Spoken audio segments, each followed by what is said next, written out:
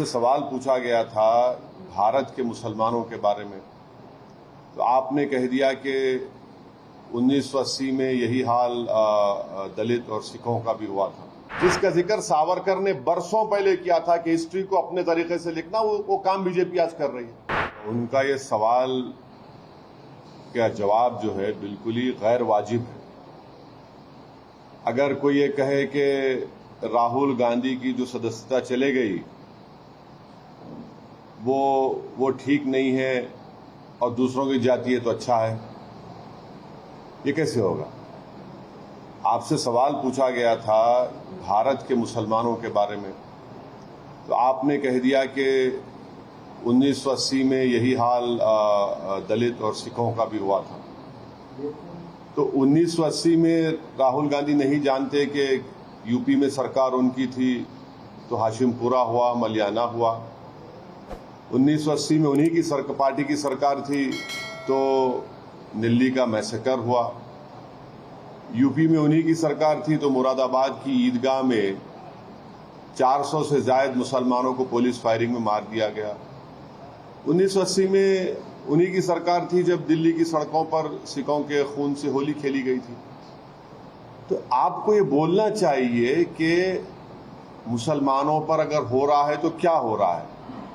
ये टाल मटोल का जवाब देना कि 1980 में ऐसा हुआ था।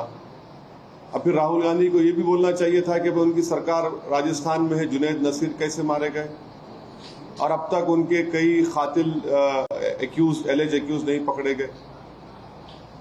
ये क्या है? छत्तीसगढ़ में उन्हीं की सरकार है, वहां पर धर्म संसद होता है, छत्तीसगढ़ सरकार के स्पॉन्सर्ड, और वहां पर महात्मा गांधी को गाली दी जाती है। ये कौन सा जवाब है इनका? अशोक गहलोत को सिखाना चाहिए। जब जुनैद नसीर की हत्या हो गई तो 15 दिन लगे उनके कांग्रेस के मुख्यमंत्री को पीड़ित परिवार से जाकर मिलने के लिए, और उनको एक्सग्रेशिया मिलता है 15 लाख, दूसरों को मिलता है 50 लाख। उनको जाके बताइए, आप उनसे पूछिए। छत्तीसगढ़ में आपकी सरकार ने एक धर्म संसद स्पॉन्सर किया जिसमें महात्मा गांधी को गाली दी गई, वहां बताइए आप।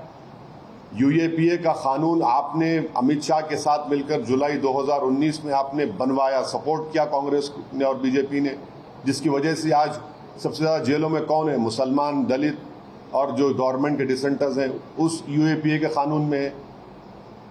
आपका तो कोई आदमी नहीं है यूएपीए कानून में। जब आपने क्यों सपोर्ट की लोकसभा में? बताना चाहिए उनको। बाबरी मस्जिद का जजमेंट है, आप लोग वेलकम करते हो उसको। आज मध्य प्रदेश में आप ही का मुख्यमंत्री कह रहा है कि हिंदू रिलीजियस फेस्टिवल्स को हम करवाएंगे पार्टी के प्लेटफॉर्म से। तो ये मोहब्बत की दुकान है। ये मध्य प्रदेश में आप ही का कमलनाथ कह रहा है कि हम रिलीजियस हिंदू फेस्टिवल्स करवाएंगे। तो फिर ये आपका सेकुलरिज्म, मैं शुरू से कह रहा हूं कि पॉलिटिकल सेकुलरिज्म के जरिए से भारत के मुसलमानों को बर्बाद किया गया। पॉलिटिकल सेकुलरिज्म की वजह से भारत के मुसलमानों का पॉलिटिकल एम्पावरमेंट नहीं हुआ। पॉलिटिकल सेकुलरिज्म को इस्तेमाल करते हुए मुसलमानों का रिप्रेजेंटेशन असेंबली पार्लियामेंट में खत्म करके रख दिया गया। मैं पॉलिटिकल सेकुलरिज्म के खिलाफ था और रहूंगा। जो संविधान में जो सेकुलरिज्म की बात है उसका मैं कायल हूं।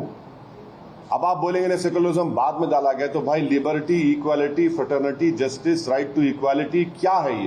ये भी तो सेकुलरिज्म का एक बहुत बड़ा हिस्सा है। तो इन मुद्दों पर उनको बात करनी चाहिए कि कब तक जबानी खर्च करते रहेंगे आप। इकबाल को हटाना ये सरासर इंटेलेक्चुअल डिसऑनेस्टी है। सारे जहां से अच्छा जो तराना लिखा वो आप क्यों निकाल रहे हैं उसको? भाई लोगों को पढ़ने दीजिए। कोई इकबाल को पसंद नहीं करेगा, बहुत अच्छा, तो पढ़ने से पसंद नहीं करेगा ना।